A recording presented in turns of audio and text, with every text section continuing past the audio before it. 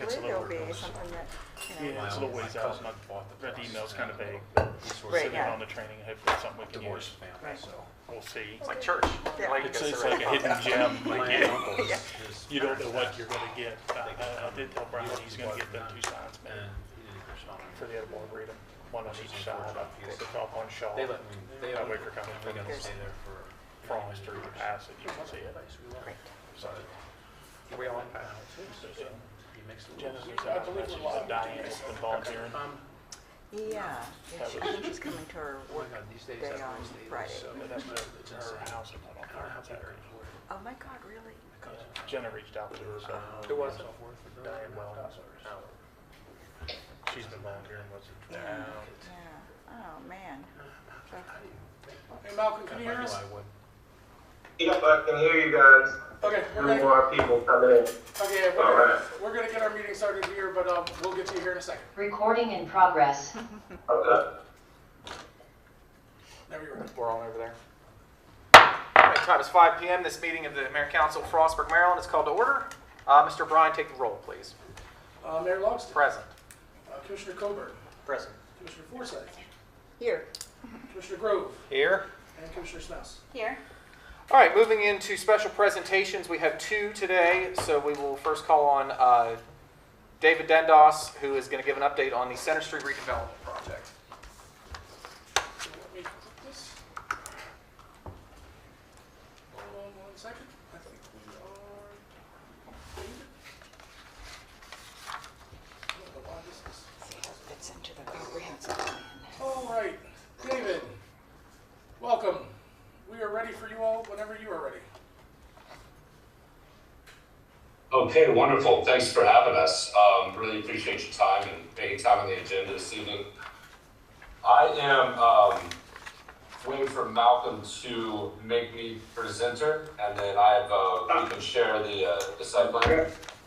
Let me do that now, David. I got a few Sure. people still coming in the room, so I'm trying to. Okay, well, why don't we hold off for just a couple of minutes and let us know when everybody's here. Okay, settings. School.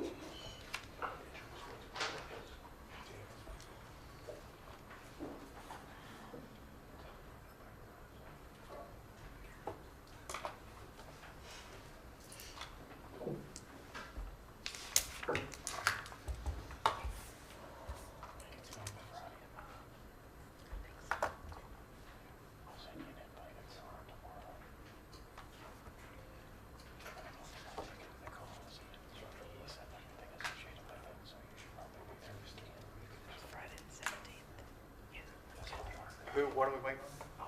They're waiting for the rest of the people. Okay. to come in for when they're- David, I've made you host. Okay, perfect. Thank you. Malcolm, is everybody from your side there? Yes. Okay, great. Let me, I will pull up,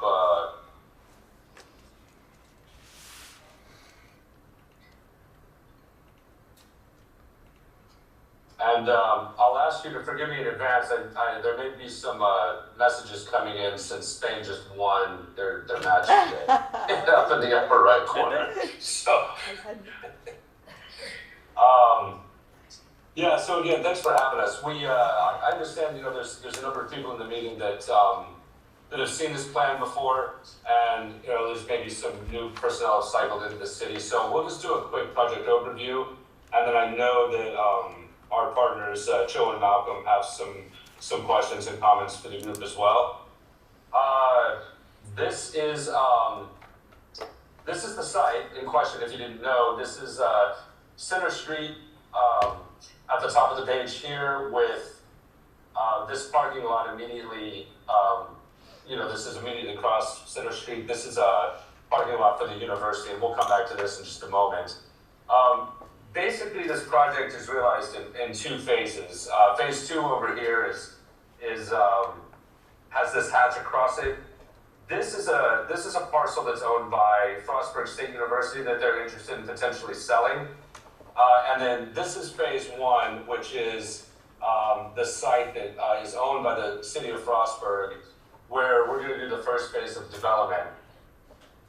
It's pretty straightforward. It's a mixed-use building, so it's going to be a concrete podium building where we're going to host some retail residential, or sorry, some retail leasing spaces. And then the residential lobby is also on the first floor that offers the elevator access to the upper floors. Right now we have kind of two schemes in mind. The first scheme, all the parking you see here, including this parking at Frostburg State, fits into the initial plan we had, which is a 48-unit building over this this residential concrete podium.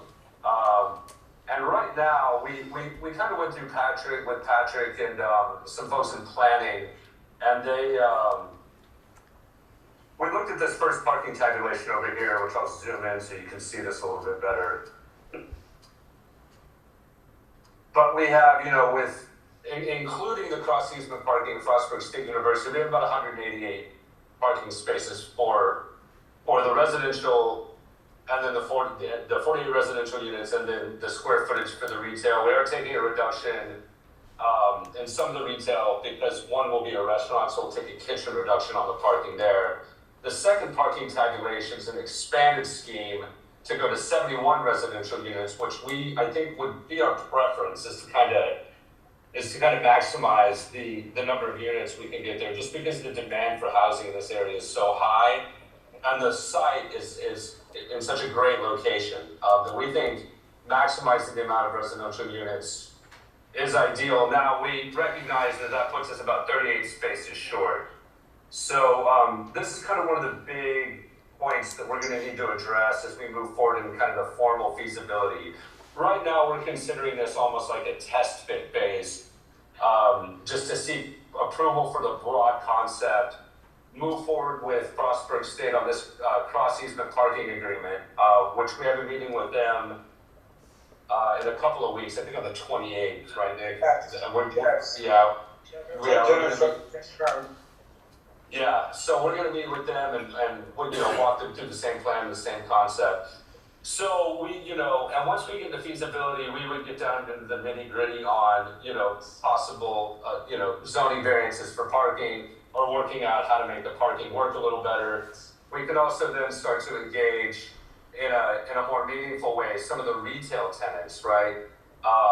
Understanding that maybe there's some more reductions there based on the type of retail use we might ultimately have. So, and then I think we didn't take a reduction out for the residential lobby, some things like that. The fact, we have a drive-through on this side. So, if we do end up with a drive-through tenant there, maybe there's maybe we can find a solution to these kind of quote-unquote missing 38 spaces. Another option is, when we look at phase 2, which, when we engage with Frostburg State on phase 2, we can pick up, additional parking over here, depending on what we decide to do with this area. This could be, realized as many different things, but a possible parking solution in this phase 2 space as well. Really, that's kind of the long and short of it. We have things nominally located like dumpsters. I know we probably need to talk about dumpster access and we can get into a lot of these questions once we kind of get formally funded, and then move into like a formal feasibility study with the civil engineer. We start really looking at utilities and land use and things like that. The only other aspect is we are proposing closing off American Avenue between Alley 33 and Center Street, turning this into more of a pedestrian type use. We noticed when we were out there that this is a big corridor between some of the surrounding housing back here for students and the campus. So we thought that would be, a place to do a little traffic calming and turn that into a residential corridor. Aside from that, I'll just quickly show you I can walk you through just the basic floor plans. Here, you saw the first floor, and then here's a typical floor. You can see we have 7 one-bedroom units across the back, and then we have on each floor, and then each floor has 16 two-bedroom units, which we think is a pretty good a pretty good unit mix. We have no 3-bedroom units and no studios, just simply because some of the market analytics we looked at are kind of supporting, employees of like Rocket Center or the medical center, UPMC Medical Center, things like that. So really, our target audience here is professionals and getting them into market rate units. So that's one of the reasons we kind of have this unit mix right now. That is really to keep things moving. That's all I really had prepared. Joe and Malcolm, I am happy to kind of hand this off to you because I know you guys had some some more questions and comments for the group. And Malcolm, I got your note. I will check the meeting room since you made me host. Give me just 1 minute, I'll do that. But I'll hand it off to you, Malcolm and Joe, to jump in here. Yeah. Good afternoon, everybody. Good evening. One of the questions we had that we were looking to understand, right? Because in order to start to put this capital stack together on the project, we would need some clarity on what the actual process would be for obtaining the property itself that is held by Frostburg. We were under the understanding that that property was going to be granted to a project similar to this one for development. And we kind of wanted to know like what the procedures were for, that allocation process of contributing that property to, like, say, a special purpose vehicle that's set up to develop the real estate. Sure. So I'm actually gonna, this is Michael Cohen. He is our attorney. He's working on the agreement that we had discussed once Mayor and Council approves the concept that we would move in for land. Michael, do you want to? I've got a number of questions. It might be best to address them with you separately, but Sure. I'm not really sure I understand your question, really. It's going to be a $1 purchase price, same as it was before. That's part of the request for proposal, so that's unchanged. Okay. Yeah, that's basically what I was getting at, right? Okay. What the process would be for securing that, what exactly you would need from our end for review, to kick that process off, right? I'm assuming that you're going to need some, like, engineering and architectural drawings. Yes. And that nature, plus, would you require, like, environmental studies and feasibility studies for the project prior to releasing or selling the property, or would that be done in, like, simultaneously throughout that process? We wouldn't require that. The state may, though. Yes. Yes. The state of Maryland may require that. The city wouldn't. Yeah, it wouldn't be. Yeah, because that's what I was wondering, right? Like, when we do, commercial development, right? While we're doing the financing, one of the processes that we do on the state level for it, in order to secure senior debt, is to go through the environmental and feasibility study, where we work in conjunction with the state to make sure that you're adhering to all government regulations and requirements for use cases of that particular land, depending on the zone. That would be, part of your due diligence for yourself. Yes. It wouldn't be something that would concern the city. Of course, Okay. you can, in doing your due diligence, if you decide that the project's not for you, then so be it. That's what the due diligence period is for. It's for investigations that, you all want to do. So, we do contemplate there being, some preliminary matters that need to be taken care of before closing, but they're nothing, out of the ordinary. At least I don't think so. For instance, it's going to need to be a survey performed for a new property description. Sure. That's just, that's standard fare. So those are some of the things I have in mind, but I think that probably what we could do is we could discuss some of the finer point details, in a separate forum. But I do have one question though, there's 2 phases, and is the project contingent upon both phases being done, or would you consider moving forward with just one phase? Yeah, and we did look. Joe, I can answer that, Yeah, Joe. sure.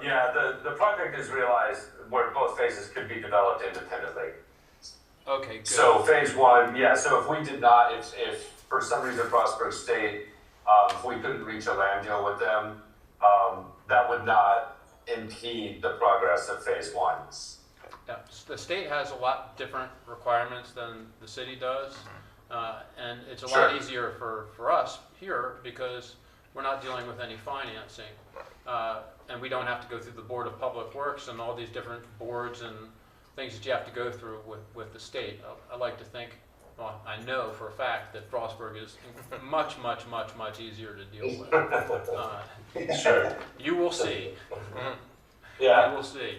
Well, you've been wonderful so far, so no doubt in my mind.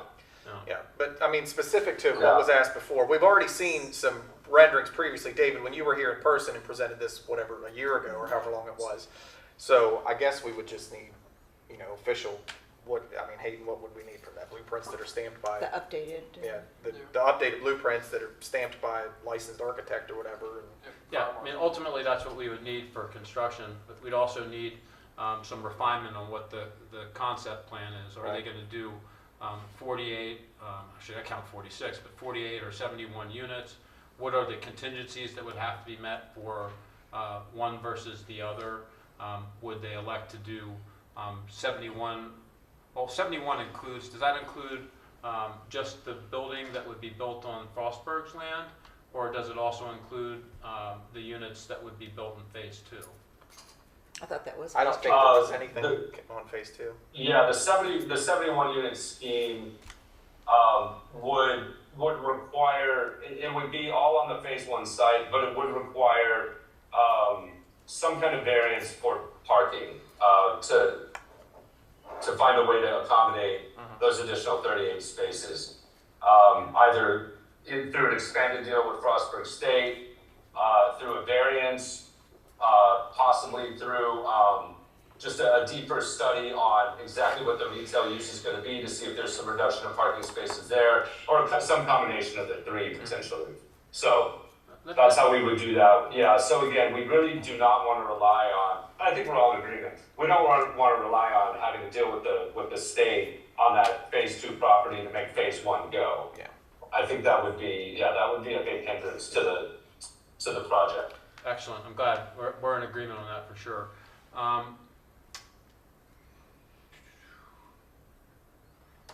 What do you anticipate needing to get done before you would be in a position to sign a development agreement? Sort of a general question, but are there things that are you approaching a point where you're now ready to enter into definitive agreements?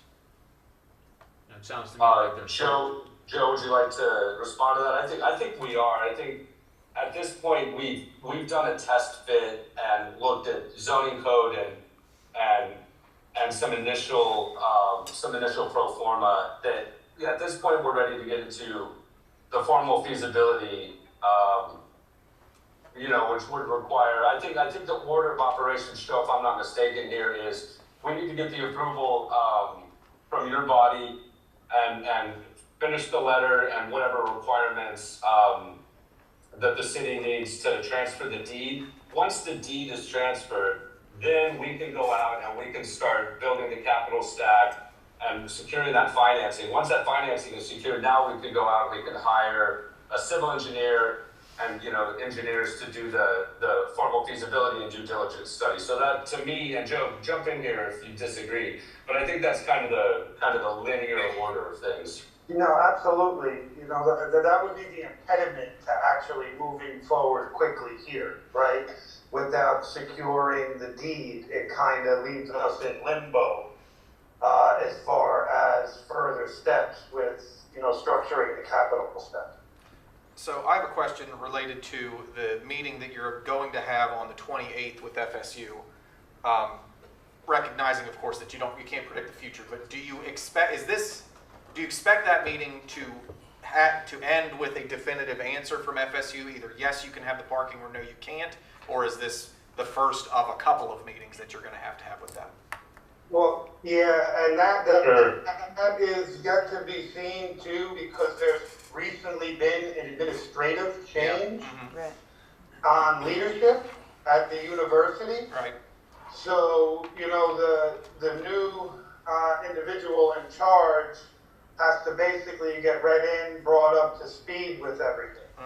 As far as, the variances we would need in place on the parking, which is kind of a crucial step.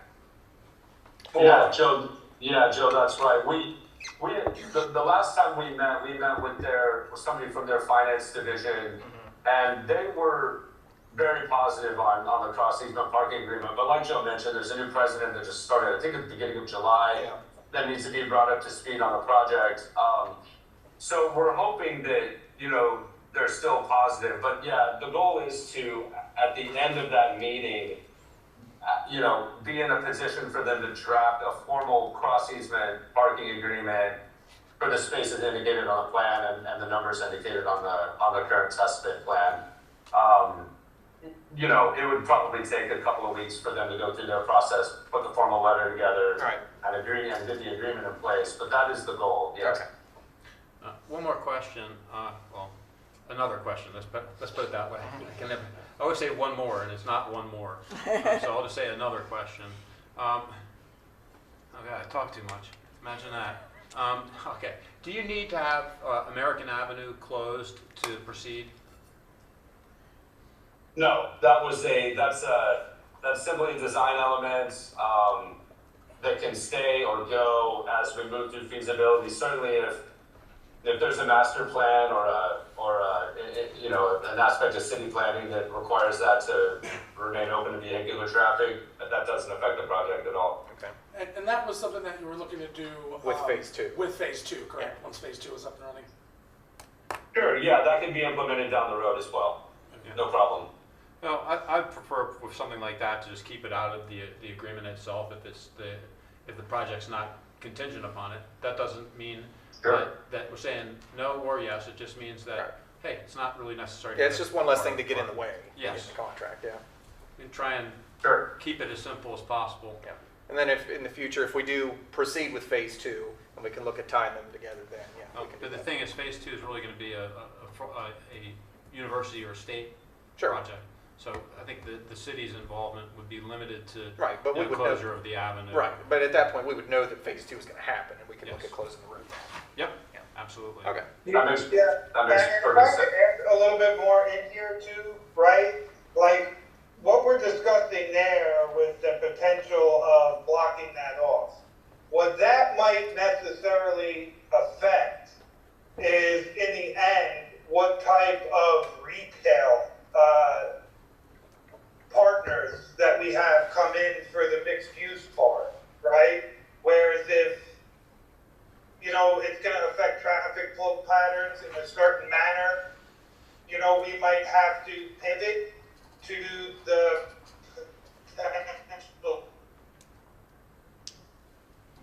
Yep. location on the food side that would have drive-through access or not, or, how many parking spaces you would have if you had some sort of, food service, entity that we would partner with there.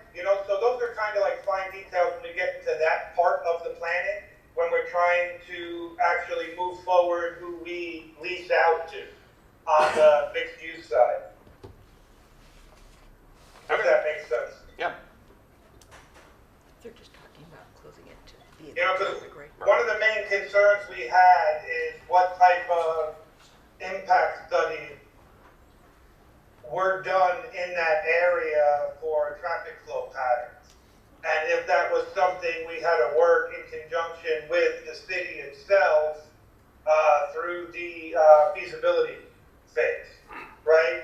Because we want to make sure that we're not negatively impacting traffic flow patterns for any downtown university thoroughfare Yeah. access.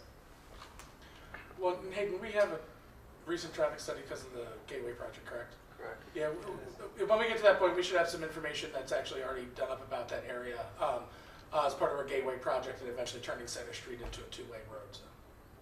Excellent, that would be extremely useful. You know, we would definitely appreciate access to any information or studies that you have that would help us with our determination on how our structure would impact any traffic flow patterns in the area.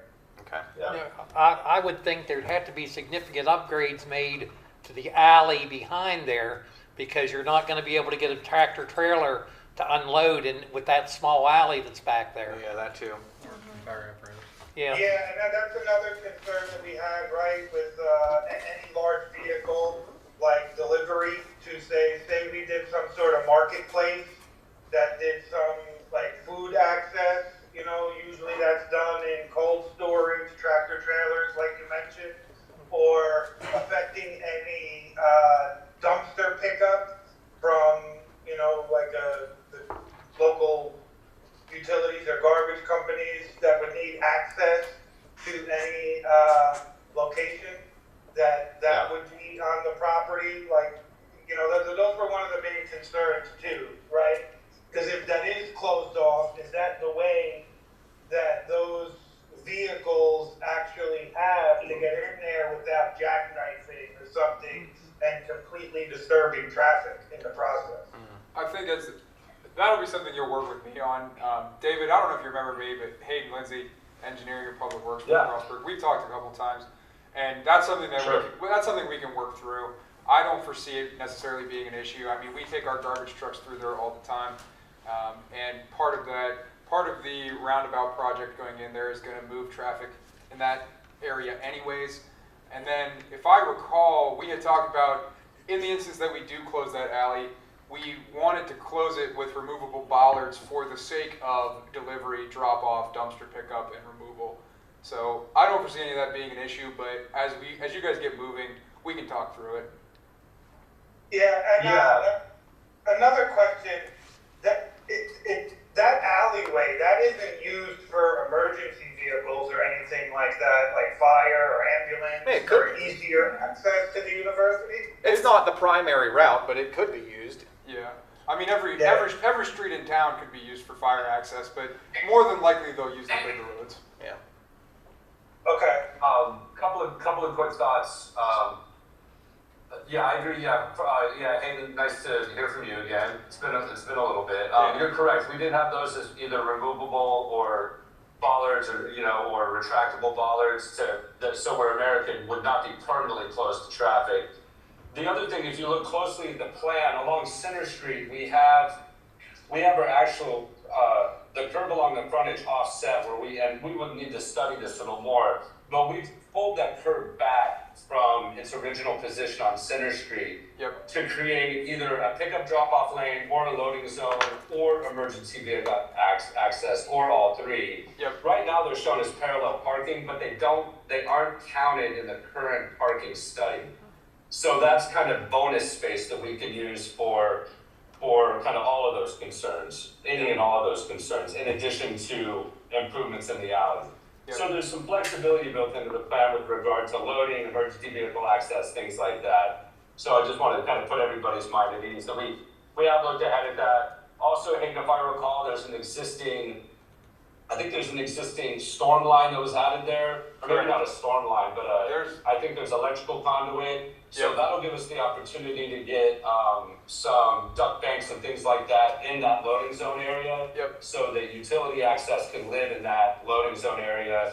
Manholes, anything that we need to put, we wouldn't have to be in the sidewalk. So that's why we pulled that curb back, and we definitely want to study that against the Center Street development plan broadly. But yeah, again, we really wanted to make sure there was that flexibility built in along that Center Street frontage. Yeah, so the sidewalk that's there now on your guys' side is just a temporary sidewalk. We did that intentionally for the sake of being able to indent that for parking. And then in that, in that same spot, we undergrounded conduit from Oak to American so that you could underground all the utilities there pretty easily. And then we extended storm and new sewer through that area for the sake of your guys, what you'll run into with stormwater requirements at the county level with Soil Conservation District. And then in terms of water for all your units, there's an 8-inch main and a 16-inch main that run right through there. So any kind of fire suppression issue you would have, or municipal water demand issue you would have, you will have more than enough pressure and flow through there. So.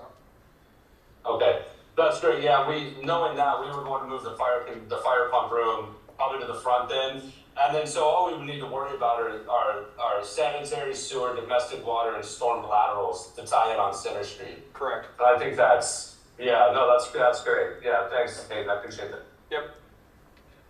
And another question, do you have a time frame on the project for expanding the roundabout? Next summer, it'll start. We'll move into groundbreaking, presumably this March, with the hope of being 75% completion by August of 2027, and then punch out and being done by December of 2027. Oh, very nice. Yep. Yeah, that would be excellent, because that could probably work in conjunction with what we're doing, right? Yeah, absolutely. If it helps too, Joe, with your design for your fire system, the water pressure in that area is probably north of 175 PSI. That's just off the top of my head, but if that helps you design your fire system, we have very, very few fire lift pumps in town because of the pressure, so. Excellent, excellent. So we're not going to run into any LA problems. Correct. Very nice. Much appreciated. Yep. Yeah, thank you. Thanks, Dave. Yep. I have another question. Are you anticipating getting traditional financing, or are you going to be going the private route? Or a combination of both? That is still open right now on how we structure the capital stack. You know, we have the potential to do both. It's just we haven't necessarily decided if we're gonna, bring in accredited investors, and if so, what exactly that looks like from an equity standpoint. Because we want to go on the most cost-effective way to do it. We want to create the best IRR potential on the project. So how we structure it, it could be, just one development partner, or it could be, multiple, as far as on the capital stack, on the equity side. Because we do have the potential to bring in one group and, go more of a traditional debt structure on it. But if the project would make more sense from an IRR standpoint, bringing in equity investors that would want to be tied on a smaller scale, then we might adjust the capital stack to reflect that. Okay.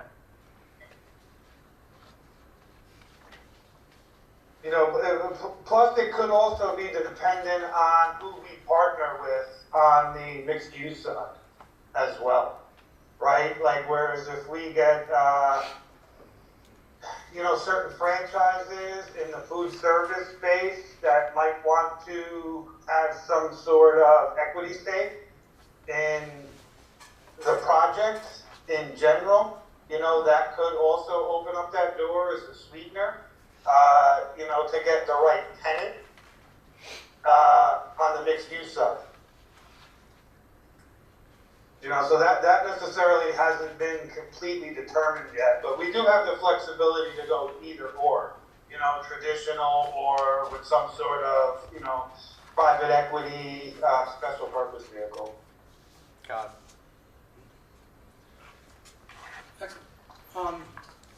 Any other questions from Mayor and Council or from Michael? I have a suggestion.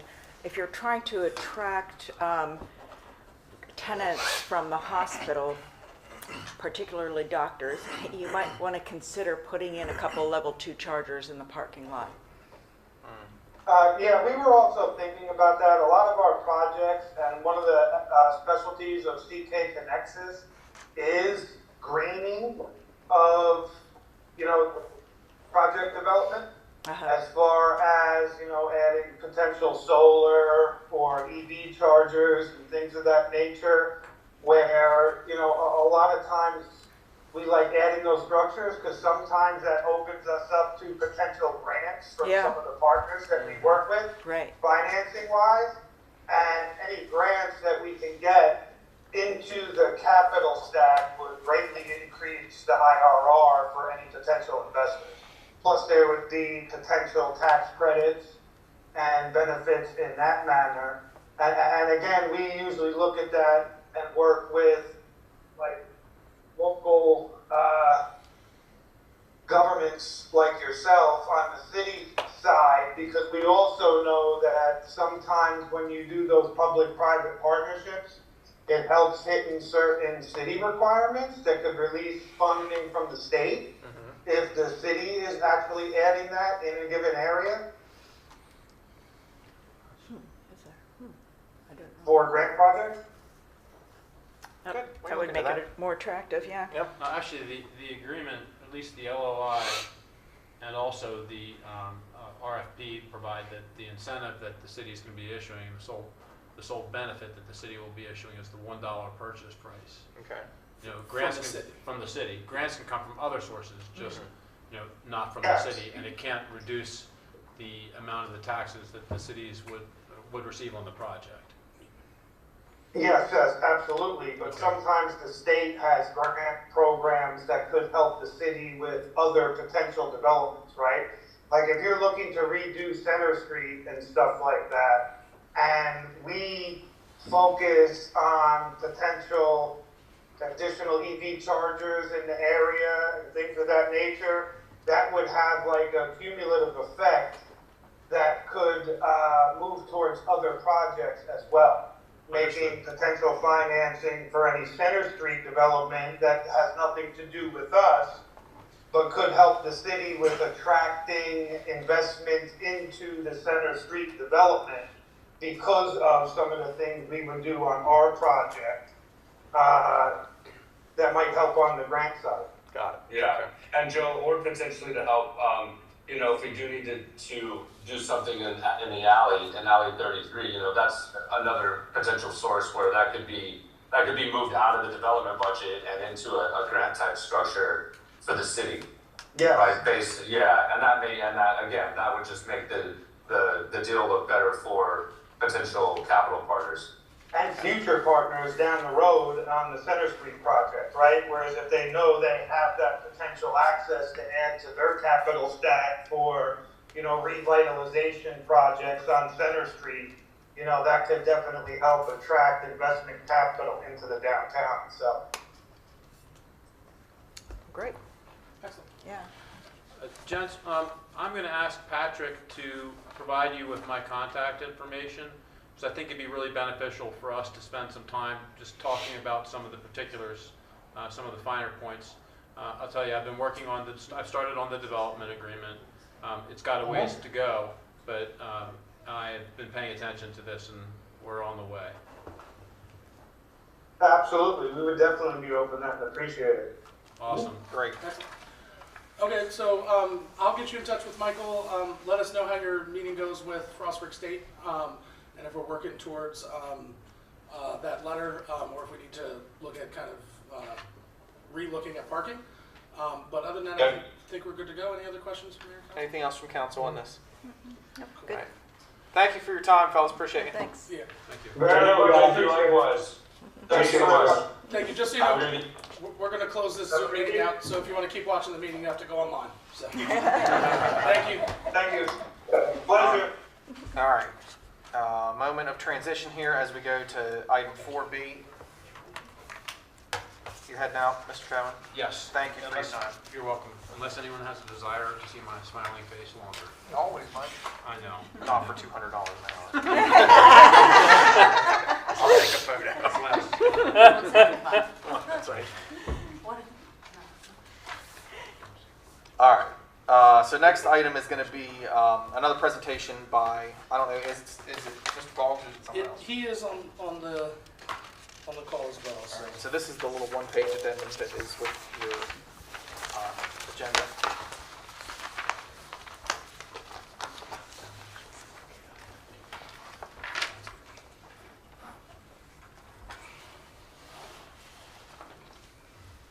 Hello, can you all hear us? Am I unmuted? Yes, I can hear you. Excellent. Okay, so we'll call Mr. now. Wu or Mr. Boggs, are you online? I'm here, yes, thank you. All right, you're up. The floor is yours. Yes, so, Mayor and City Council, I appreciate you guys having me this evening very, very much.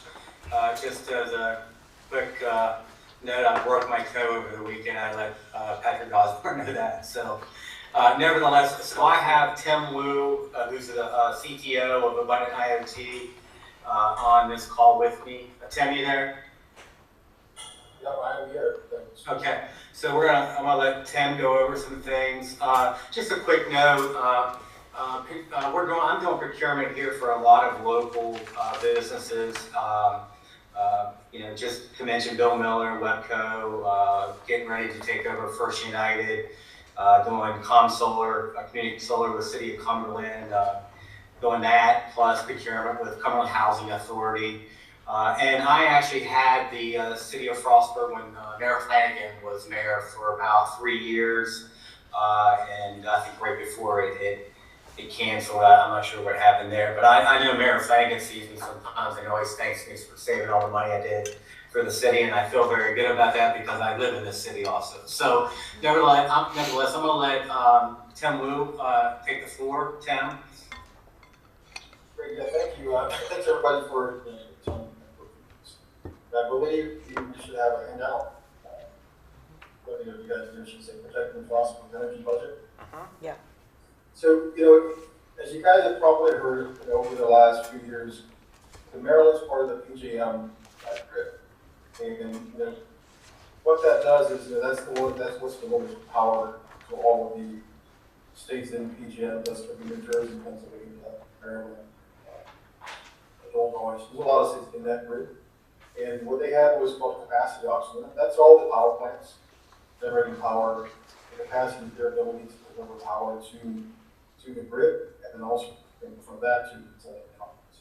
So 3 years ago, there was a massive shift in the capacity auction results, so $50 a megawatt hour. So basically, we can supply you a megawatt hour at $50. The next year was $279. And then that was all of the news probably 2 years ago. And during that time, they set a cap so that it couldn't go over like $330. So what happened in the next auction, they break right up there, so almost the cap is like 328. And then these auctions happen to impact the upcoming year's capacity rates. Those capacity rates, that's what the utility company has to charge. So we will get a utility like this kilowatt hour things that you see. It's a combination of the energy cost and what it costs to bring the energy and the capacity that it costs to get up from the power of the power. So those combined pieces give you these rates. So right now we're again at the top end. So they have the capacity option. I think you're up like $50. So when you look at this chart here, 10 years ago, this was before data centers, before large industrial manufacturers still existed, but they weren't utilizing, they weren't having to produce many things. So your rates were kind of steady 15, 16, 17. And this is where the thing is on that. So these are the combined rates that they buy from power companies, and they provide that rate. They change it a couple times a year, so usually twice a year they change the rate. But this is at the highest point of every year. These rates up there. You see that in 2018 and 2019 they've gone up. We all know in 2020 a lot of electricity used to go down, so that's why you see the rate go down. But then as we came out of that period, it went back up to above where it was in the 2019 period. And then you see it skyrocket in 2022, which I'm sure everybody remembers, you know, everything in 2022, natural gas and electricity, then it started to come down a little bit, but you can see even in 2024, we're still above 2021, way above 27, 26. And now we're back up again in 2025. So this is really, you know, as you can see at the bottom, right, it's gone from 7 cents to almost 18 cents. So it's a 152% increase. And what that causes to a lot of customers just in general is the inability to build a budget, you know, for future years. Right? So you can do things, if you're doing a budget for next year, then already this year, that's what it is, but as you continue to go up, it's really hard to manage. This isn't even taking into account all the data centers that have not gone online. This is just what's happening today, but there's hundreds of data centers that are being built that are in, you know, different phases of completion that haven't been involved. So as those go online, you're going to start to see, you know, more and more, you know, rates continue to increase, and the pressure, you know, has to be absorbed by the rest of the community. Right? Because the data center, they can just increase the rates based on the customer. They can tell their customers, so we're going to charge you this amount of money to, you know, to put your data in a data center. And because the electricity costs are higher, they know that customers will have to pay higher. But everybody else in the community, residential, commercial, municipalities, you have to, you know, you really can't budget based on, you know, what's going to happen. It's really difficult because nobody truly knows what's going to happen, you know, in 3, 4, 5 more years. Which is why a lot of the pricing that we're doing today is just 5-year terms. Right? Because, you know, in 5 years, a lot of these data centers are going to come online, so it's more and more spikes. But just a tidbit here, we had another customer who's in National Grid, New York, and it's an apartment building. In this apartment building, they include their electricity costs. So, Mr. Williams, let me ask you a question. Let me ask you a question, Mr. So, what are you proposing to do for us? Like, what is it that your company is going to be able to do for us? Are you brokers? Yeah, so we're a broker, but we also do a lot of analysis. And then outside, you know, we don't have a different slide here, but we do a lot of energy solutions. So outside energy brokering, we also do products like community solar, and traditional solar. We have on-site generation. So on-site generation solutions can be, we'll call them more green. So instead of using regular diesel engines or natural or internal combustion engines, there's different technology that can provide electricity. It can be put into what called power purchase agreements, so the solar, so you can get an electricity rate, and you can also have less. All right. You have a lower cost. So there's a lot of things that we can do. So I think what we're going to do at this time, I'm not sure that there's anything that this body, this group, needs to do at this point in time other than take the information that you've given us and we can look at it. I'm going to refer it to our community development department. Mr. Miller is going to follow up with you and maybe get some more concrete idea of what it is that the company can do for the city or what the proposal is that you're looking at here. Because currently we do have contract. Yeah, we have a contract for our electricity rates for 2 more years, 3 more years. Yeah. So I'm going to take this information. We're going to refer it to our community development department. And John Miller, the director of that department, is going to follow up with you later this week about what the next step is for this. Okay, that's great. I really appreciate that. All right. Thanks, Tom. Absolutely. Thank you, Steve. Appreciate you. Hope you feel better. Thank you. All right. Bye-bye. All right.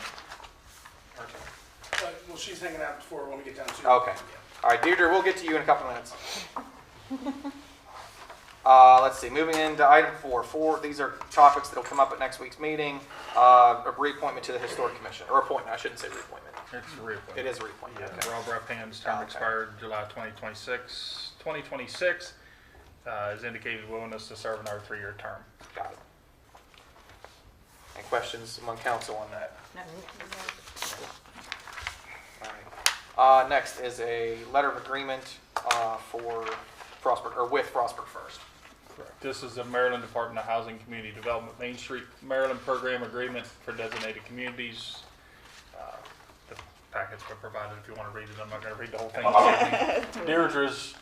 Deirdre's online, was going to make a presentation, but Patrick spoke to her, and we're going to move that to maybe another meeting. Yeah, since we official already had presentation, two. but she's here if you have any questions about that. Yeah, if you have any Okay. questions about the agreement, she's here to answer them. This is just renewing the agreement that we already Yes, had, it's the right? same one from Okay. previous years. Okay. Yeah. What's the term on it? I believe it's just a year, isn't it, Patrick? Year to This is year. just annual. It's an annual thing. Okay, Yep. Yeah, so we've been doing this around this time for the past okay. many. And there's the new It's actually been the past 2 years. It's a new requirement as part of the state and national, redesignation process. Okay. So there's no, other than the money that we've given you before, that we've included in the budget, there's no other money that comes with it. This is just us No, saying this to the is state just we're a committed to document. it. Yeah, Got it. All right, required by the state. all right. I don't have any problem with that. Any questions on council on that? No, no. Mr. Bever and Ms. Mouse, okay. All right, thank you, Deirdre. Thank you. All right. Next item is paving contracts. Yeah, so our summer 2026 paving contracts went out to bid. We opened them last Tuesday. The low bidder was Liller Brothers, Paving and Asphalt. We did have two Liller Yeah, companies paving and bid, excavation. but the low one was Liller Brothers at 132.5, and they actually did our paving last year. We've had really good luck with them. They've been easy to work with. They've done good work for us. And of course, they are the low bid this year. My recommendation would be to go with them. Okay. Is that like how there's two DH restaurants and they don't speak to each other? Yeah. It's the same thing. I believe it was a family situation. Okay. It was. And then separated. All right. So we will approve that bid at next week's council meeting, or I should say we'll come up for vote to approve at next week's I council have one meeting. question. So the additional Army Ball Field and Glendenning, are those being added? Are they off the table? Okay. We had add alternates in to the bidding process just in case for some reason our bids come in low enough that we can tack on a little bit extra. But we're not obligated to pay them out if we don't have budget for it. Okay.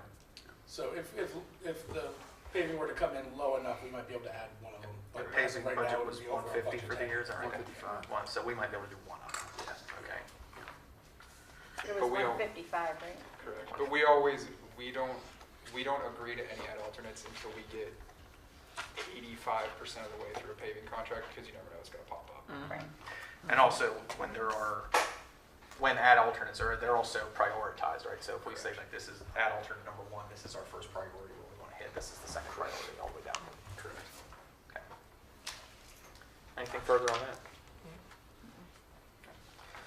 Next is another unsealed bid for the VFD installation up at the reservoir. So this is one of the 4 phases for our water resiliency project. These are the VFD, variable frequency drive upgrades at Piney Reservoir. Of course, 3 of them, 1 for each pump. We had one bidder, Pennsylvania Power. Their bid was quite good, $69,900. And I met with them again today to go over the spec, and then we actually sent their spec package and their proposal to Potomac Edison's energy kind of subsidiary group who's helping us pay for the VFDs themselves. They're reviewing the spec. They seem to be happy with it. So unless for some reason they come back to us in the next week and say, pump the brakes, my suggestion would be to approve that bid next week as well. So, And that came in fairly low yeah, on the low we end. were expecting about 100. Okay. Now, it's not surprising. Pennsylvania Power's a lot smaller of a company. Their overhead's a lot lower. I think it's sort of a father and son type company. Don't quote me on that, but that's the impression I get from them. Usually with those companies, you get less overhead, so cheaper prices. That's kind of how Liller Brothers is with paving too. So. And how much have we been able to secure from Potomac and the other? We, for certain, $14,000, but Emily is pretty confident that we're going to get closer to $50,000 with some of the new incentives they're offering, which we're working through them now. Don't bank on that. Let's just plan for 14, but we're hopeful that we'll get a bigger chunk. So. And that's funding to support the installation of that VFDs. Correct. So that's like in addition to the money that we got from the state for Correct. this, Yes. yeah? Which helps us push the state money towards design, wells, other stuff. Cool, cool. And do you know what specifically that was from? You said Potomac Edison. It's a branch of Potomac They'll be Edison. almost free. They'll be almost free. We can send you the information, but they do Yeah. basically do like an incentive for Yeah. putting in energy efficient. Yeah, yeah, because it will, yeah, because Kind of it'll make it a lot residential more. stuff too.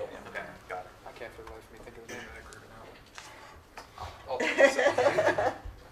right. The efficiency group. So the recommendation is to accept that bid. We're content with the price. Clear result. Yeah, Clear result. Okay. Anything else on that item before we move on? All right, next item is FY26 end of year budget amendments. I don't exactly have anything right now. I'm working on year end in conjunction with the budget amendments. Uh-huh. So hopefully we'll have something pulled together for council meeting next week, which I'll send out beforehand. Sure. If not, we'll just push it to August. Got it. Okay. And the auditor got their 1 week off, and they're going to be back anytime. They're not planning to come back till October, but I did hear from the IT side today. They asked for a couple of things, Okay. but nothing too intense yet. All right. So that'll come out hopefully before next meeting, and we can look at that. All right. So then moving into discussion items. These are things that might not be quite ready for next week's council meeting, but on the agenda anyhow. Update on the comprehensive plan. June 30th, we submitted the final comments from the steering committee. Waiting to hear back from Hollis Montgomery. They're compiling all that information and hopefully have us some draft out soon. We haven't heard from, I figured the 4th of July week, I'd get a hold of them next week and see where they're at. Other than that, Jamie said we only had three comments out of the steering committee, the final comments. We've had more, but Sure. just that last one to clean things up. Yes. Got it. So the steering committee is not meeting anymore? No. We're done with that? Okay. Not unless, Can take it off my calendar. Yeah. not unless we have some, Right, some major change or something. yeah, some crazy pop up is Got it. to my understanding. Do they have, and if no is fine, if the answer is no, do they have an estimated date of when they're going to present it, or like even like in September, in December? They told us it'd be done by October, Okay. but Okay. hopefully all goes well. Okay. We got to get the drafts out to the public and all that stuff for review. There'll be a So- comment period then. too, Yeah. Okay. So it's going to take a little time. Okay. Anything else on that? That was a Questions lot of on that? information. Oh my. So the city's required once every 10 years to do this comp plan by the state. It's a pretty involved process. Yes, it's very in-depth and I got into the middle of it, so Yeah, right. Nina may know more. Patrick kind of got in the middle of it also, so. Can't let them be. Yeah. All right. Next one's you too, Water Street. We did have a very good meeting on July 6th with the MHT. We're going to have to archive these structures. They're in agreement that they'll to tear them down. We're going to have to put an RFP out for companies. There's a couple, one local company and a couple others that do that type of work to record the history of them. We had several local players on the meeting. Deirdre Eshelman from the museum. Elizabeth, yeah. Yeah. So we may have to create a little monument for the structures or something. Something new's built, whatever they determine feasible and whatever information they gather.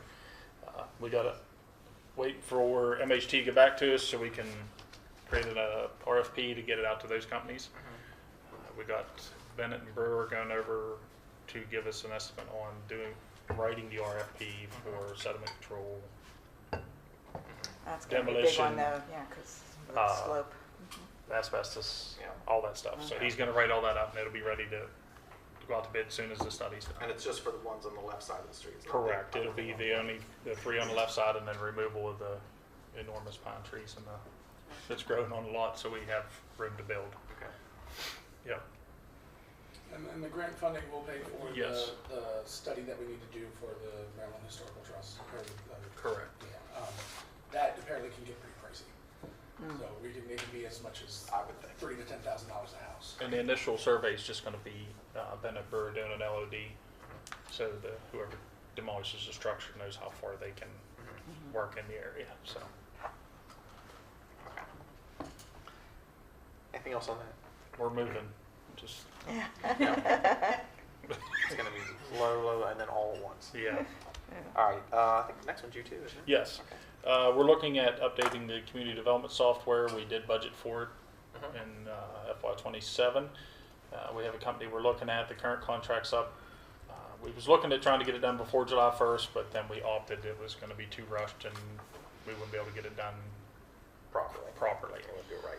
So we just held on and we got a company in mind that we can work slowly over the next 10 months to get it built out properly and then go live July 2027. Got it. Seem to be a reputable company. Patrick and I have met with them quite frequently, so I think some features it's going to have. And this is all internal, right? This isn't outward facing to the public. This is all like This is all internal. It just keeping track of rental housing. Rental housing permits, code enforcement. I believe we're going to be able to get Jay online to doing electronic citations with this, so it'll help him out. The permit, that does have a front-facing permit portal. Yes, it has a front where you can submit your information, but most of it's going to be us. Yeah, 90% of it's back in. And the data storage on the inside. And it'll have a plan review feature, so if you submit house plans, it'll kind of review it and help out with that to speed that up a little bit. So that's what we're looking at, as long as we don't have no hiccups between now and the time we get it down, finalize with them. So. Yeah, you've got some time on that. All right. Anything else on that? Questions on that or what we're doing there? Okay. Next is, it's the John Hill Show. Yeah. What's up with this, Hayden? I switched. It's nice. So I had a typo on the permit fees for the section in pool, fence, retaining walls. I put $105. It is not that high. It's 50. So the one that we approved, that had. This was part of the budget that was approved. Yeah, we just need to correct that and make it 50. So it's actually going down, not going up. And to be clear, they're all posted higher than what they were supposed to be. Yeah. So they'll all be lower to. Yeah, they'll all be corrected. So we just have to approve that. Yep. Yeah. Yep, that we're going to. Because that was part of the budget ordinance, does that take an ordinance to change it? Resolution. Okay. For the fees, it should be just a resolution. Yeah. Because we've just did the fees with the resolution before, especially because it's going down. Okay. Me again. You want to sit here? No, you're good. You stay there. All right, next is a proposal for an adjustment to the rental housing code to clarify some language. So this is, you should have, if you have a whole packet, this is the last thing in the packet. So this is just clarification on language, as the mayor stated. We currently run into an issue with a structure in the city where an owner keeps placing it in a trust and not getting it inspected, not paying the fees. The trust is rent to own, is what he keeps doing, and what happens is nobody ever gets to the own part. It's just a rental. I'm sure there's always something that pops up so we're clarifying the language with Michael to take care of that. There's just a couple of loopholes in there that we're trying to clean up. So this section 3.01, we're adding this language. It's just to clean it up. I think it's changing the language. Some of that language is in 301, I think. Yes, some of that's in there, but it's just or in a different spot. But this is to clarify the language in that section. Okay, so what's in there in 301? Is it number 2 there, section 2? Yeah, a dwelling unit owned by a trust and occupied by the trust beneficiaries and or members of the immediate family, all of whom reside there rent-free, is not subject to this. But in I-1, if you want to refer to it as 1, a dwelling unit occupied by the owners and members of the immediate family, reside there is rent-free, but then you go to the first one is no dwelling that may be rented or otherwise occupied unless it's registered and passed inspections with this ordinance. I think previously it did not define what a trust was, so we're trying to narrow that down. I get that. So again, though, the question is what is in there right now, and what is it that we are adding? Do you have that, Patrick? I can bring it up. Do you have a red line version? I haven't printed this one off. He has Michael's red line version. Also, real quick, there's a typo in subsection A, Roman numeral 1. It should say occupied by the owners. Occupied the owners, yeah. While we're in there.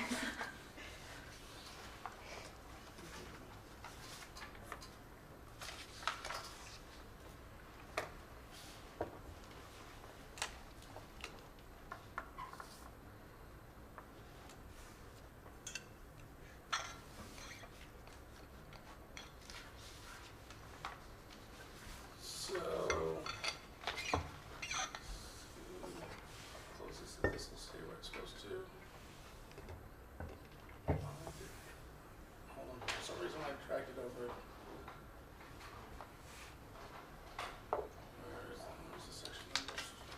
3.01. All right, when I drag it over, it popped back up to the top section. Okay. So- No dwelling may be rented or otherwise occupied by someone other than the owner. Yeah. So we're deleting section A that's in there now and replacing it with this. Yes. So all of this language is new. Yeah, so some of the concepts are relatively similar, but Occupancy limits shall be determined by the zoning ordinance That's B in here. subject to So reasonable that's- accommodation pursuant to the Fair Housing. So B is unchanged. Yeah. Got it. So we're deleting section A, the way it's written right now, and replacing it with the new section A with sub 1 and sub 2. Okay. And this was brought to us by Michael after reviewing the code as Yeah. part of some of his duties. So he saw it as closing some legal loopholes, but I can get a little summary from him to have at the when we go to present this so that you understand a little bit more what he was going for, what he's concerned about. No, I get what we're concerned about there. I just wanted to know what the The wording was changed. Right. The wording was changed. right.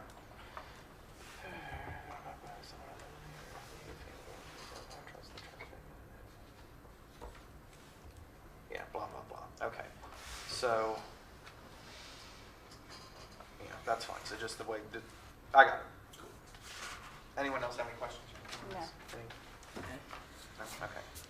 So delete and rehash it. Okay. Is that, are we putting that on the agenda for next week? We have another ordinance that we're working on that we were going to present hopefully next month, or at least the concept of it for some of our abatement things. Okay. So it may be easier to just do both Oh, right, ordinances we at the said same we time. wanted to do both at the same time. Yeah. So we only have to advertise it once. Yeah. Okay. Um, Or, yeah, advertise it together. at the same time. Yeah, together, that's what I meant. That's a lot to read. All right. All right, so we'll save that then for August. We won't do that next month. Next is more from Hayden, you're gonna have to jump in. Community Development Grants. I hope you packed a dinner. I told you to bring the popcorn.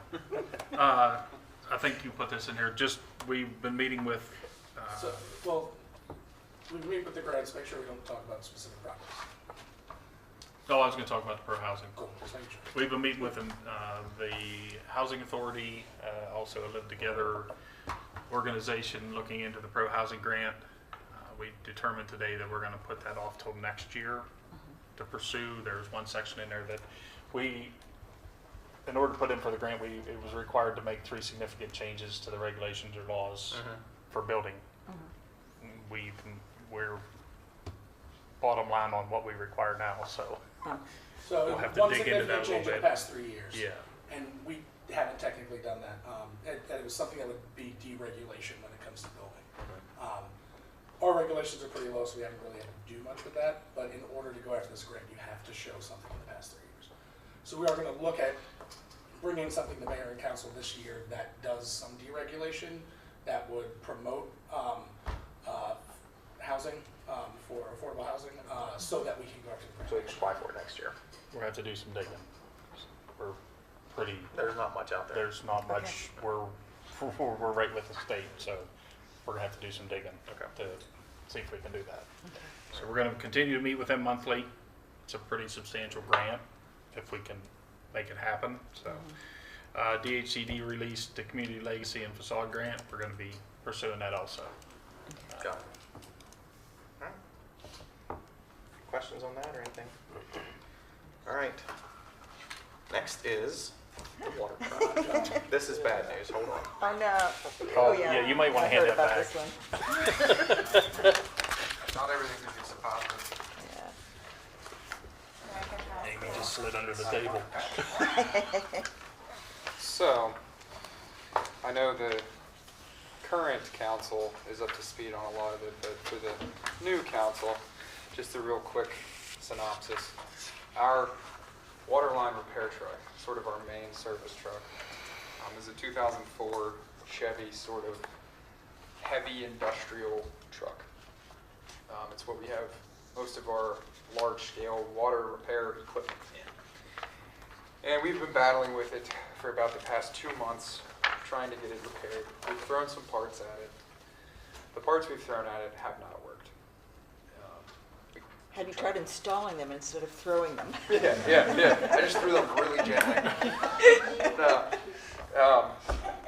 So that truck has sort of been dead in the water for about the past 2 months. I think the guys are getting ready to kill me. So I've been looking into other options. Shoes Diesel came to us with a proposal, and then I tried to find some other similar trucks to that, which are the 2024 Ford F550, and then the 2025 Ram from Criswell. So the truck that Shoe proposed to us is a used truck. It has 12,000 miles on it, but for all intents and purposes, it's new, especially for what we're used to.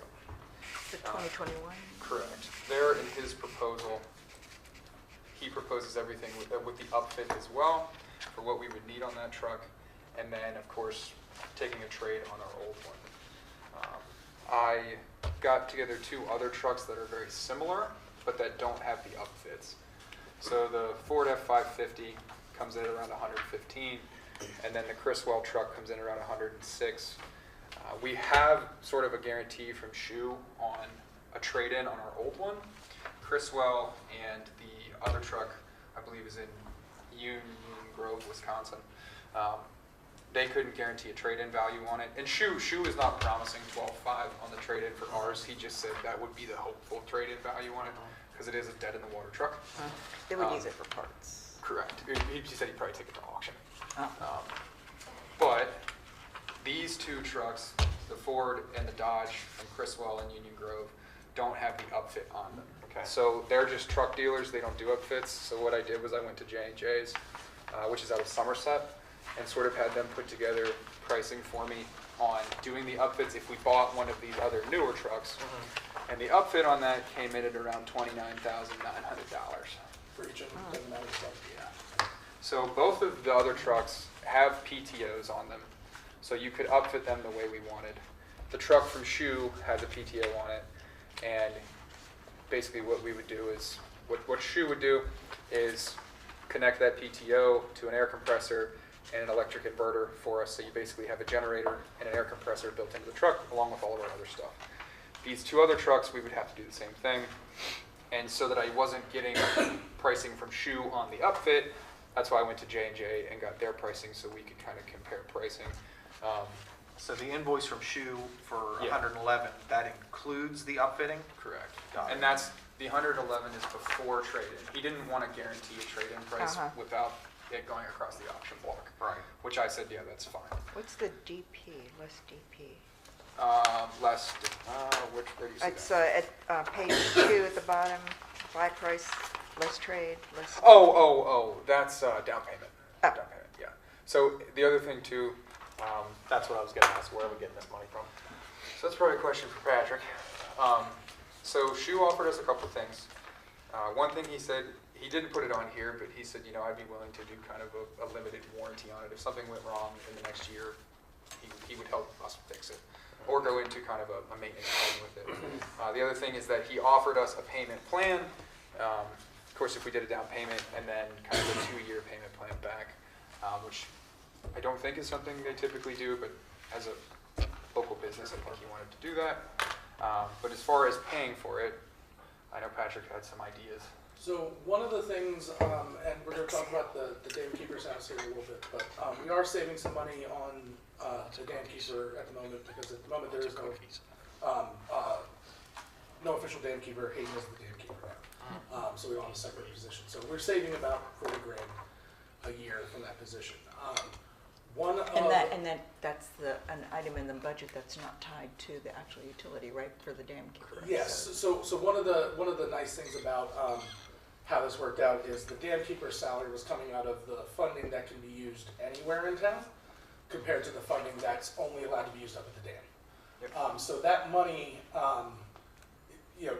we're not actually saving money itself, because we're kind of shifting it around, because we're going to be spending some money on renovations and things like that, but that money can be spent on this truck. So we could put up to $40,000 of that money directly towards a down payment on this, without really affecting the budget.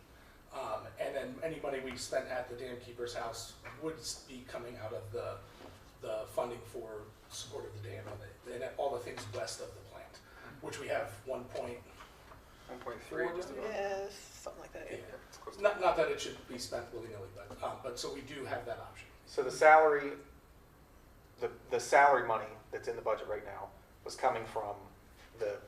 not coming from the dam surcharge. Or No, it's coming dam from the fund. water It service. was coming from the water service. Correct. So that is what we're gonna essentially try to put to this. Yes, And we then can, we can if you want. Yeah. We would probably take a portion of the money from like transmission main expense or distribution pipe expense, water main break Or expense. the 20-some thousand that we're not spending on VFDs now. Correct. And then, there is also the option of making payments over the next, getting a loan out for it, spreading the payments over the next 3 or 4 years. We don't necessarily have to pay for it outright. Yeah. I guess at this point, sort of what I would need from council is,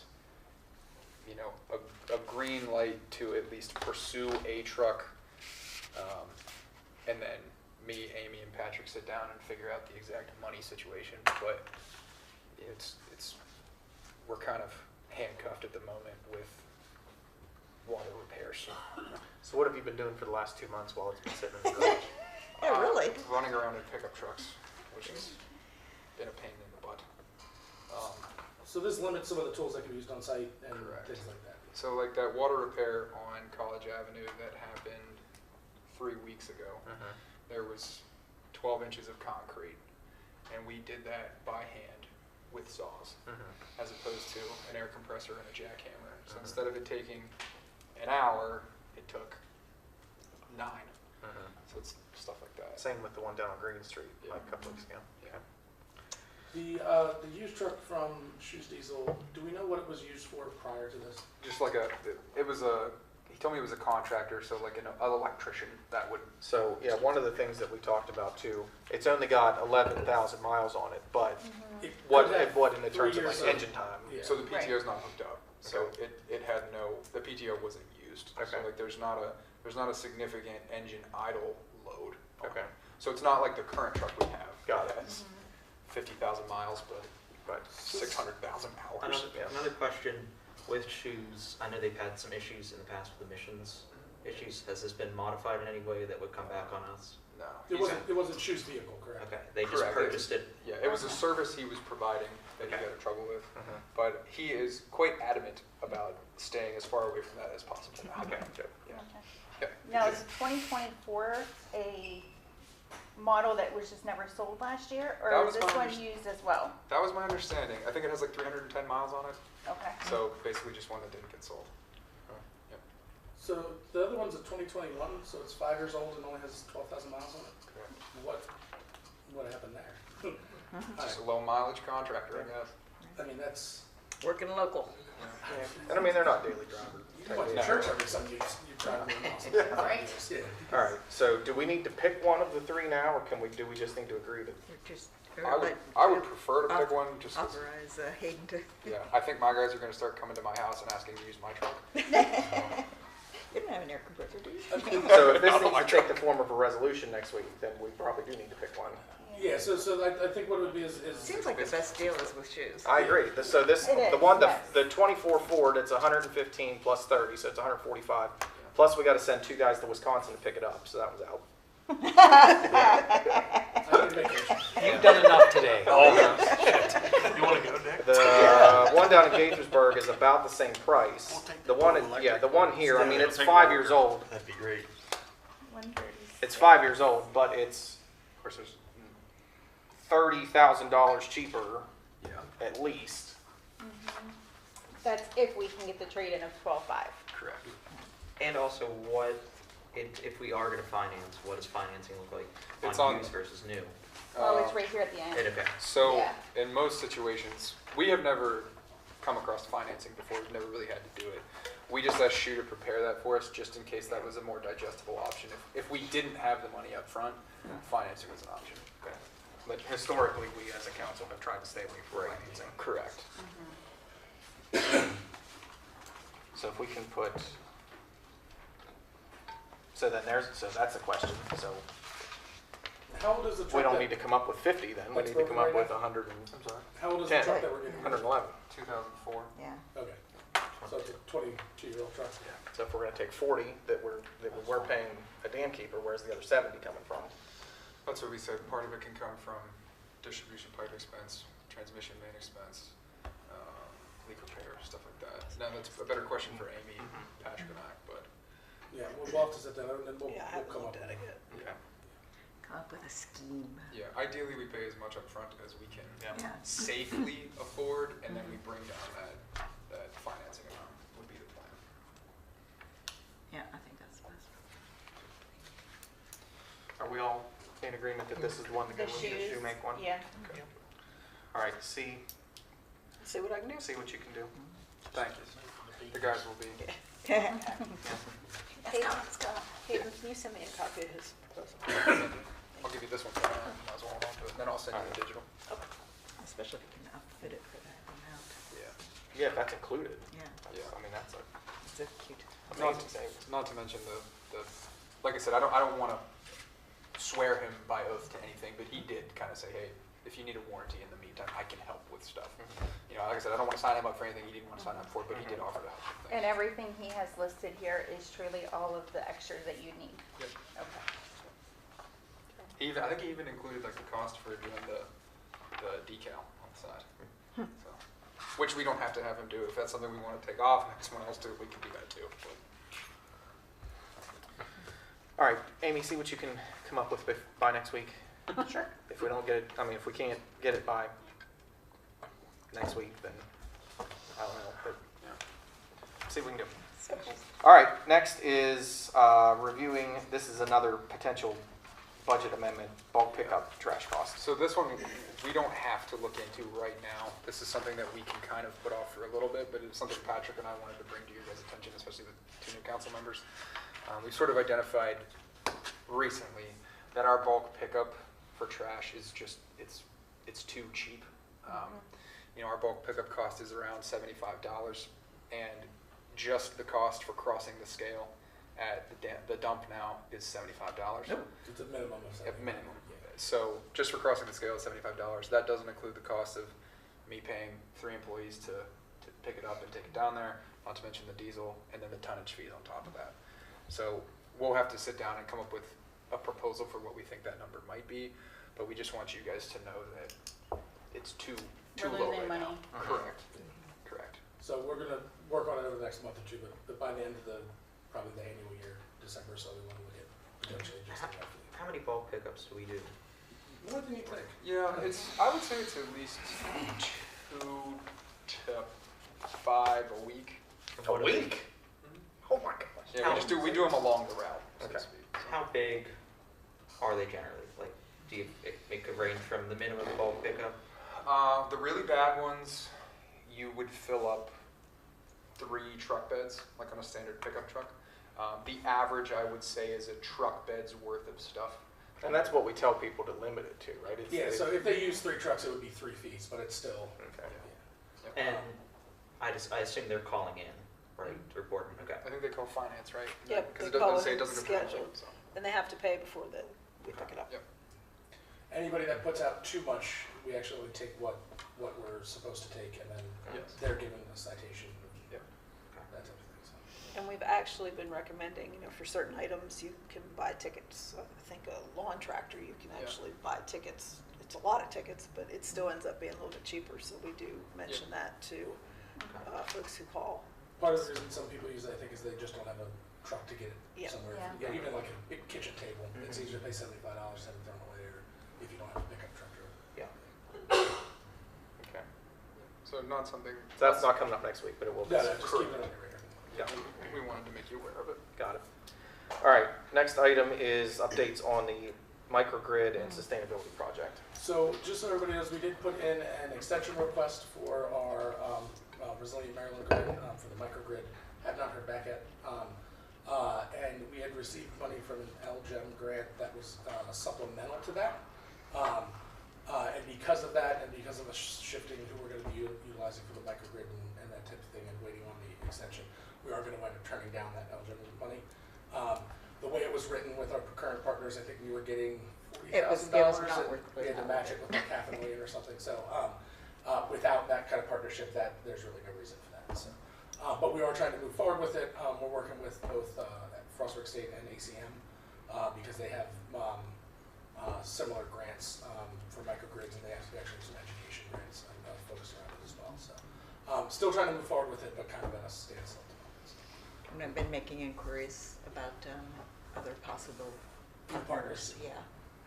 Yeah, we have some really good leads. There are apparently some really good companies out there, partners. Ours just kind of It's not one of them. Install out too much. So. Got it. Anything else on that? Keep you informed. Well, I guess the one thing we'll need to make a decision about is whether to go with something similar to what Optimize Renewables was doing, which would be, they would own the system and we would be signing a power purchase agreement with them. The other one would be with us owning the system, which would require different kinds of, there are advantages to it, especially long-term, but there are things we would need to consider, like bonding for 30, 40 years from now. So. There's also, no matter who owns it, disposal issues when it comes to disposing of lithium That's where the batteries bonding and comes in, yeah. And there is precedent in the state, right? Yeah, For somebody yeah. owning their own system. Okay. What was the, starts with the C? Yeah, it's not Chestertown, it's a Chesterfield. Chrisfield? It might have been Chestertown. Could have been Chestertown. It was a small municipality, like 5,000 people or so. So, and they're going with a very large system, and they're and that's how they're financing it, because like half of the system will go towards selling electricity. So they're using it for funding itself. Yeah. It's interesting the way they have it set up. Yeah, I do think it is Chestertown. Okay. I mean, the town of Chesterton. All right, anything else on that? Last one. Cool. Not sure where to start, I guess. So, Patrick, Nina, Todd, and I walked through the tiny house last week, right? Wednesday? Yeah. Yep. And for the two new council members, council has decided to put me into the Dam Keeper home as the new Dam Keeper. And while getting in there in that process, we have since learned that the house needs quite a bit of work. So part of what Todd and Patrick and Nina and I talked about is that I'm comfortable doing a large portion of that work, but what they wanted to see was a detailed breakdown of costs associated with what that would be.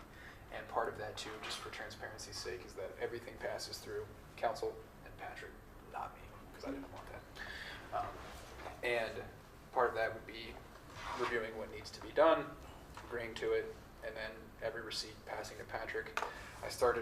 Apologies, it's on my phone because I just finished it about an hour ago, but I started doing a detailed breakdown analysis of material, not including labor, because it would be my labor. But I think for everything that sort of we talked about, minus electrical, it's coming in at about $16,481. That's off of Lowe's pricing.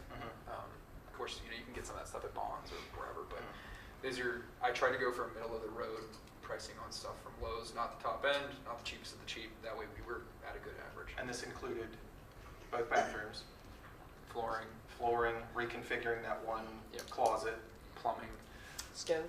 plumbing, stove, and appliances, minus refrigerator. Stove, Front washer, dryer. front door, because the front door's messed up. Looks like someone had tried to pry it open at one point. And then just some miscellaneous odds and ends. I think I have 41 items at the moment. The big one, I met with the electrician today, so just keep a $17,000 number in your head for that. And then I met with the electrician today, or an electrician I like, and we walked through the house, and his recommendation was, how about I put together a proposal for you for time and material for the house, because I would probably recommend rewiring everything. And he said it would probably be on a square foot basis, like a residential square foot basis remodel. He didn't give me a price yet. He said he's going to put it together for me, but just based on averages, for a smaller house like that where the runs are super easy because the floors are exposed and there's an open attic, it'd be about $11 a square foot. So call it 2,000 square feet. $21,000 for electrical. Now, I tried to price that a little bit higher than what it might be, but I don't know what exactly he's going to come in at. That doesn't surprise me, but I was also going to do with that. Yeah. So, and for those of you that aren't familiar with the situation, so the previous dam keeper was in the house for 27 years. Yeah, 20 and- since 2004. Yeah, so the last few years wasn't in the house as much because of some family issues and things like that. But over the years, there's just been some things that honestly we haven't really had to. I don't think we've sunk a penny into the house in 20-some years. So that was very nice. But as landlords of this facility, we probably should have been, keeping up a little more. So we're kind of making up for it now. Some of it is things that we can do internally, so the painting and stuff like that. We've talked to Street Parks and Rec and stuff about doing that with one of our facilities. So we'll save a lot of money on the general kind of things. But there was some plumbing that froze, and instead of getting it fixed, the individual chose not to just not use that bathroom. So bringing it back up to par of where it's supposed to be. I'm assuming the electric is the original? It is, and it was from a modular home where the two halves were kind of spliced together. And if that wasn't as old as you think, then when was that? 1996. 96, yeah. So it's not like it's the 20s or anything. If anyone would like to see it who was not there, I'd be happy to walk you through. It's tired. All right, so we had talked about once you get that list typed up and sent out to us for the materials for the renovation, we talked about potentially using the cost that we were saving.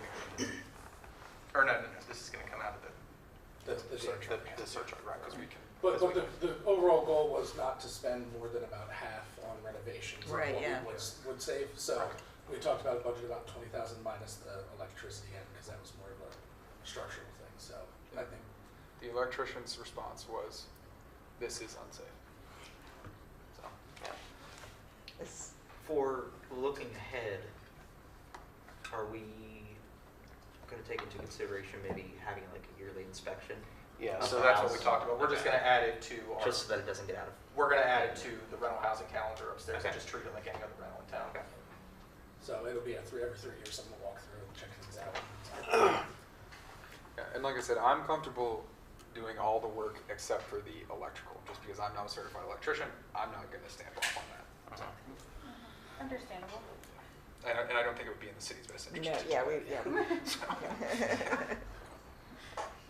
yeah. Even if you wanted to do it, we would have to. Yeah. Buy 400 extension cords. Yeah, right. That's kind of how it is in there now. Was it at least grounded? So the garage is not. That was one thing we Oh. discovered today. That there's, to make a long story short, we were looking through the garage panel, and he looked in there, and he was like, "Huh, that's not grounded." I was like, "Oh, I should probably fix that then." So there's just little things like that. The combination of stuff that wasn't done. You can tell back in '96 they wanted to throw it together quickly just to get it done. And the codes might have been different back then too. I don't want to throw anybody under the bus. And then just stuff that's been Added and changed. and cobbled together since. Yeah, there was Well, some if weird you- cobbling. If you'd have seen the original house that the dam keeper lived in before this one, you'd appreciate what that would look like now. Because it was nothing but a little shack. It was the damn shack. Yeah. And then we will have to talk about there's a tractor and the brush hog up at the property that was actually owned by the former dam keeper that we've talked about buying off him because a new one would be 70,000 or something. Yeah, if you're looking at the size and capabilities we need, it'd be quite expensive. And he's looking at selling it to us for 3,500, between 3,500 and 4,000. But it depends on whether you can get it running. if the starter. Yeah. So It's an old tractor, but it's not needed daily. So So me and our mechanic Bill and actually one of the guys from Parks and Rec, Derek Quaid, are going to go up probably next week and just tear into it and see if Derek can get it swapped out. So that's a hobby of Derek's is actually cool. tractor remodel. So Wow. Yeah. All right. Anything else on that? More questions or anything on that? Anything else we haven't talked about? Just super quick one, Upland Road. Will and I talked about it, but just to give you a little bit of background. There is a potential recycling company who, for the past 5 years, has talked about putting a facility right outside of Frostburg called Upland Road. Basically what it is they take garbage, they separate it, and once they're done separating it, they sell the byproducts from the separation. They have been sort of working with us and all the other groups in the county on getting sort of memorandum of understanding letters together about, hey, once we build this facility, can we have your trash? Because they need to take that to their investors. That's where they stand with us, is that they have a letter with us, that is with Mike Cohen, sort of saying, yes, we as the city of Frostburg, if you build this facility and you can guarantee us a cheaper price than the dump, we'll send you our trash. Not super important at the moment, but it's on the radar. Just wanted to bring you up to speed on it. Okay. Commissioner Coburn, any further questions? No further questions? Commissioner?